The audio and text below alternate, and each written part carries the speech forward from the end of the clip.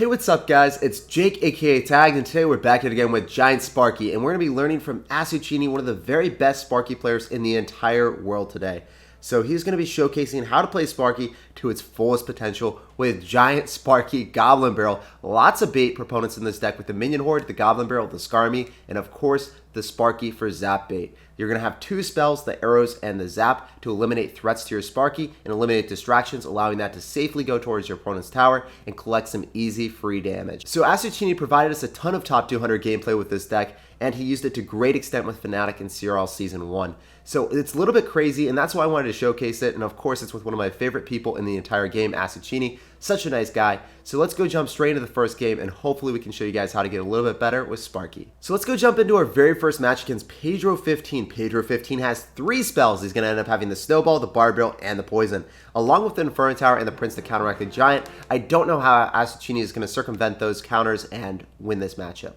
So starting off the game, we end up seeing Zap, Sparky, Giant, and Minion Horde. You never want to start off the game with Minion Horde. You never really want to start off with Giant because it can be easily punished with an Expo opposite lane, or just like any type of unit that kills Minion Horde. So there's a lot of them. You don't really want to do that. Zap, you could zap the tower to cycle, but asuchini sees a great opportunity to start Sparky. Whenever your opponent goes and drops something in the back, you start Sparky same lane, and then you're able to kill that unit and get great counter push. You kill the Miner, that's 3 elixir. The Sparky is actually going to get a huge positive elixir trade on offense here, usually because, you know, your opponent's going to be down elixir after you kill a unit. So Sparky is actually going to get a hit there, crazily enough, because Pedro did not have enough elixir, for that Prince to drop it down, because he did drop that Miner early on. So asuchini is going to go in with a Goblin Barrel, but unfortunately the Goblin Barrel just doesn't get any damage because, you know, Pedro's got 3 spells, so that's going to be a little bit of an issue here for asuchini.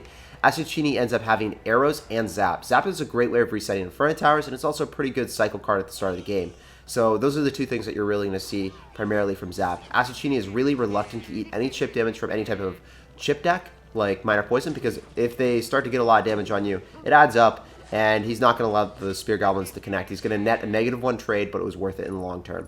Also, against the Miner comes in, gets caught by Skarmy, and then Bats come down, so that's 5 elixir for 3, so asuchini got his elixir advantage back. So this is the biggest thing that I want to say with Sparky. When you're playing Sparky, you can start in the back. If your opponent doesn't have anything to really punish, you just kite it opposite lane. So let's say they don't have a Golem, or they don't have any like beatdown deck to like capitalize on that and start in the back. If they go and spam units at the river with Bridge Spam or whatever, even if you're running Goblin Giant, you just kite it into the opposite lane in the Sparky. So generally how Sparky decks work, and this is how you're going to be seeing it in the very first game, so I thought this was the best game to showcase at the start, was asuchini starts the Sparky in the back when there's no tank. He only does it when there's like no Golem, right? No Golem or Giant. And then he ends up kiting everything opposite lane, whether it's going to be Bridge Spam or Minor Poison with Prince or any type of spammy unit at the river is always going to go right into the Sparky. And asuchini is able to slow roll a push because Sparky takes a lot of time to walk all the way up, right? And you can't push into the Sparky, so you have to go opposite lane. But even if you drop the Prince in the very corner like he just did, it can still get kited. And then, of course, the Bats end up dying, so he kited it really, really early. He didn't wait. If he waited a little bit longer, the tower would lock onto the Prince and not the Bats, so that would have been pretty bad. So Sparky coming through again. He's actually going to end up getting a Mega Minion, a Giant, and this Sparky still demands a presence. He ends up going for Arrows. Unfortunately, he was not able to break through there. Sometimes you are, but Pedro, as I said before, is one of the top players in the entire world, so he's not going to allow any type of damage that a lot of other people would. So he even goes in for a Snowball, predicting the Skarmy. Asuchini's like, yo, this guy's really good. He's probably going to go pre-poison or whatever. Asuchini's like, nope, not going to mess around with that.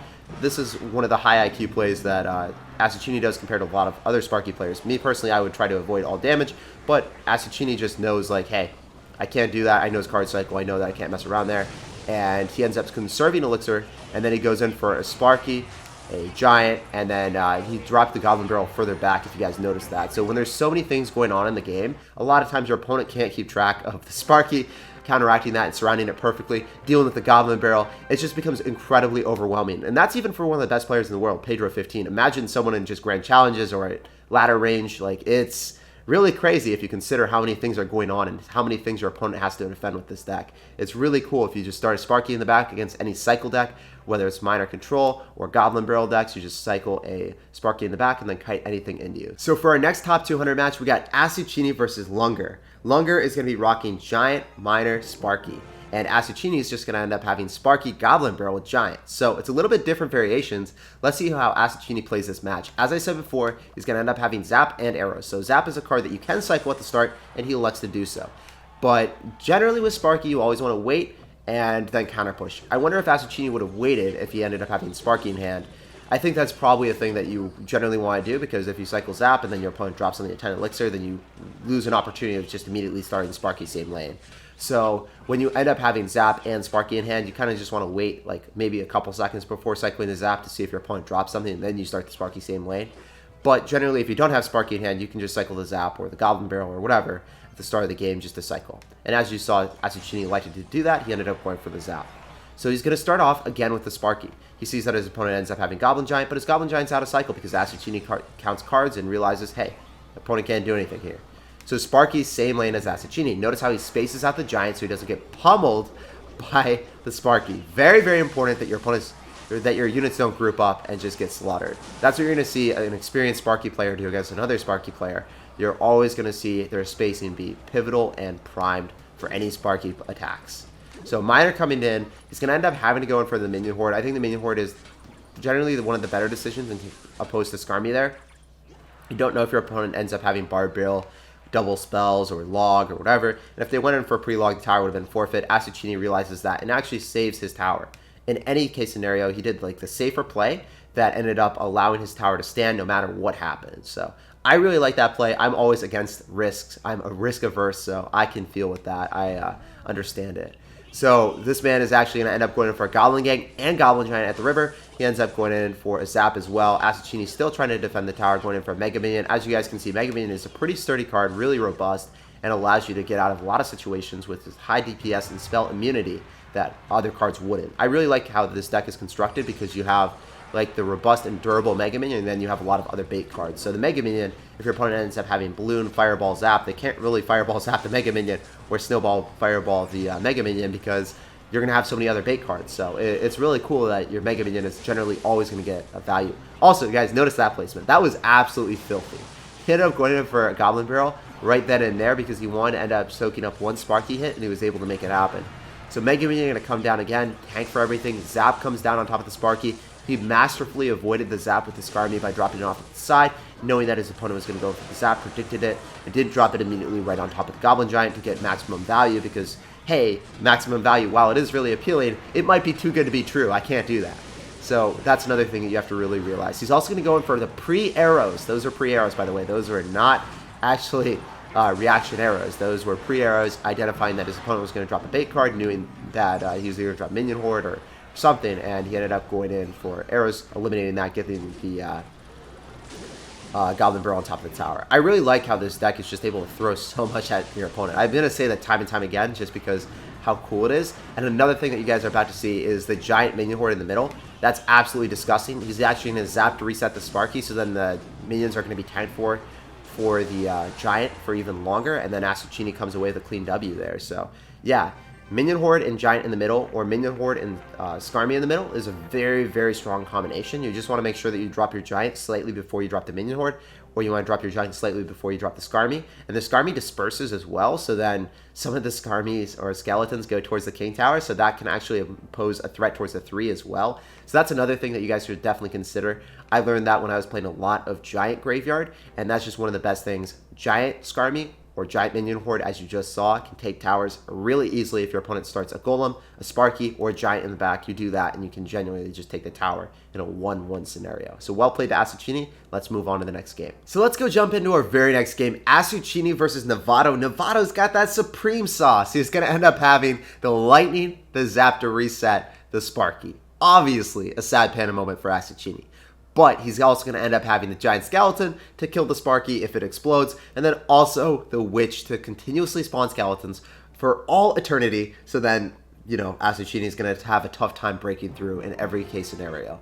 So let's see how asuchini circumvents this matchup. Obviously, as I said before, Goblin Barrel and Zap are the 2 cards that you want to cycle at the start of the game. If you have them, I assume asuchini will cycle that right now. Because he doesn't have Sparky, he doesn't really want to wait. He just wants to end up going for the Goblin Barrel, cycle his cards, see what's up, see what's good.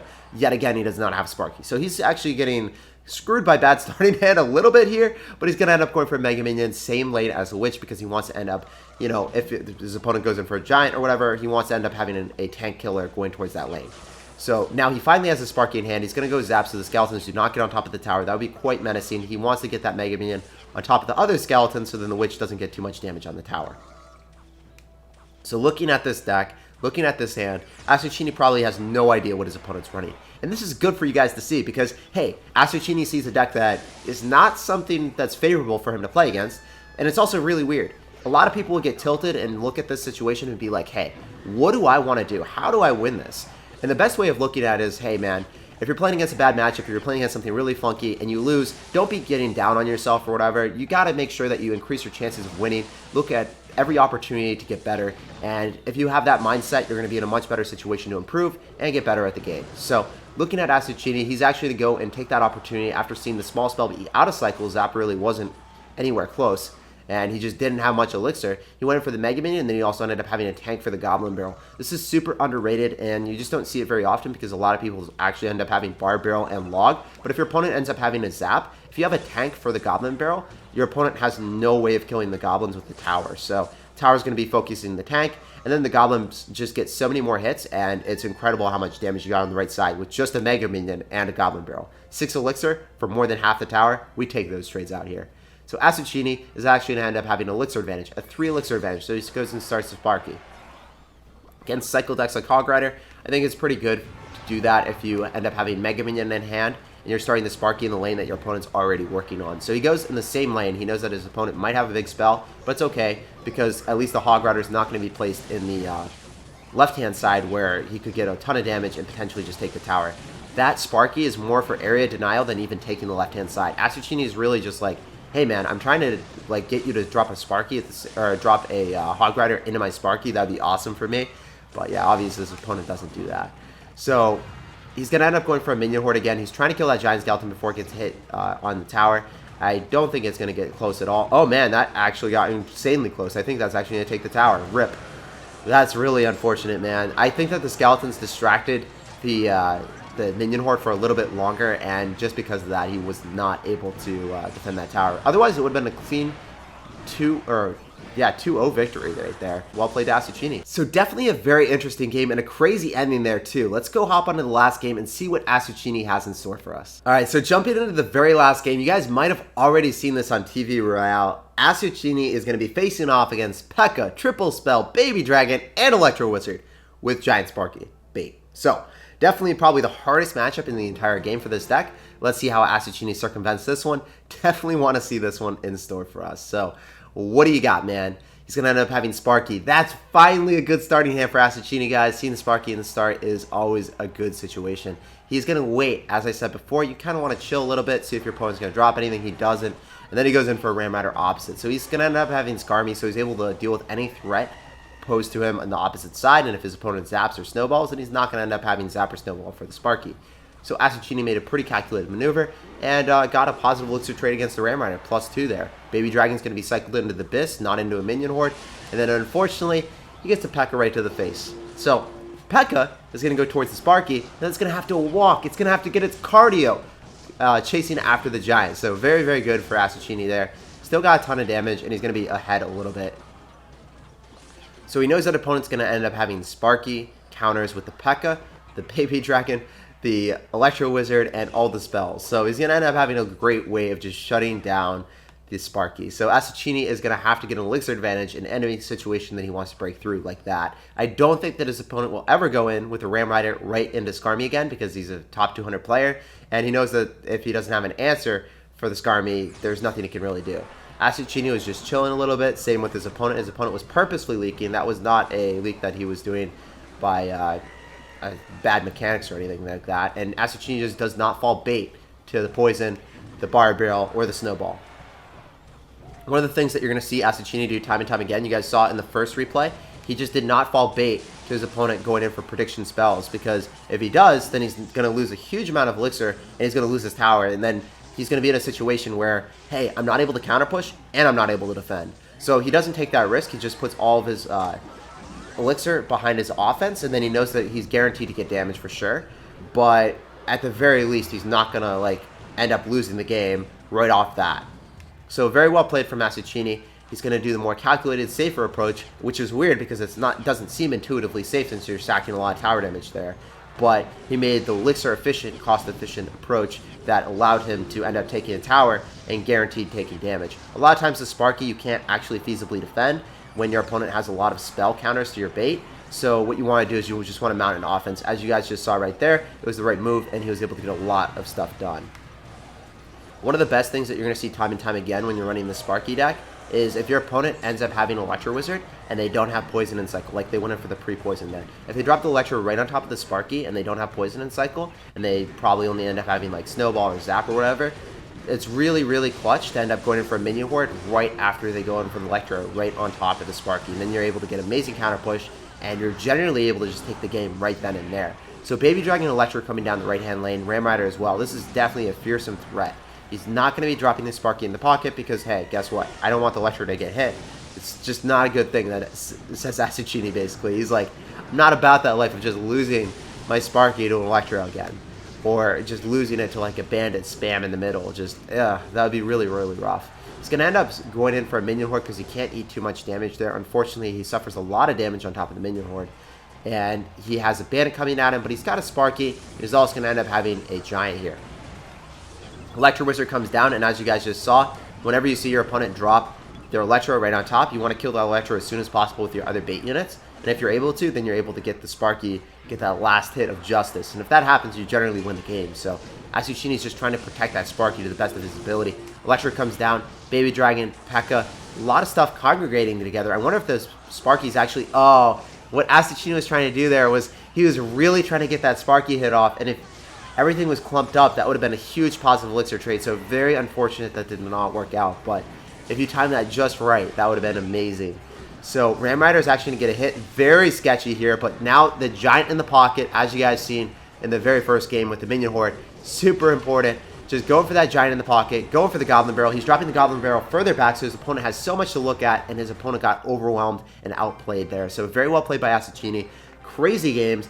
As I said before, asuchini is one of the absolute nicest guys in the entire Clash Royale scene. So make sure to go drop him a fat follow on Twitter, and make sure to drop him a fat follow on YouTube. If you guys want to go check out his YouTube videos and his content there, you guys can see a lot of high-level Sparky gameplay just like this one. So if you enjoyed the video, make sure to sauce me a fat thumbs up. And if you haven't subbed up to the channel already, what are you doing with your life? Make sure to sub up by clicking that juicy button down below. And let me know down below in the comment section what pro and what deck archetype you guys want me to feature for the next deep dive into Deck Masters. Thanks for watching, thanks for chilling with me, and I can't wait to see you guys in the next video. Peace out.